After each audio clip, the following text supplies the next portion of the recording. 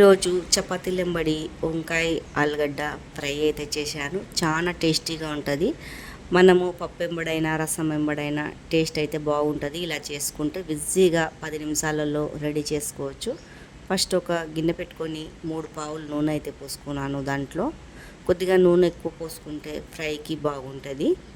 తర్వాత 4-5 పచ్చిమిర్చి పోసి వేసుకొని కొద్దిగా పసుపు వేసుకున్నాను. తర్వాత ఇలా పొడువుగా ఆలుగడ్డ కట్ చేసుకొని వేసుకొని ఇది మంచిగా కలబెట్టుకొని తర్వాత వంకాయలు వేసుకున్నాను. ఇవంతా మంచిగా మసాలాలు పట్టేలాగా కలుపుకోవాలా. మనకు రుచికి సరిపోయేంత సాల్ట్ వేసుకున్నాను. సాల్ట్ వేసుకున్నాక ఇదంతా కలబెట్టేసుకొని సింపుల్గా రెడీ అయిపోతుంది 10 నిమిషాలలో. మనకు రుచికి సరిపోయేంత పచ్చిమిర్చి వేసాను కదా, కొద్దిగా కారం పొడి వేసాను. ఇలా అంతా మంచిగా మసాలాలు పట్టేలాగా కలుపుకోవాలి. సిమ్ము మంట మీదనే, కింద మాడిపోనియొద్దు.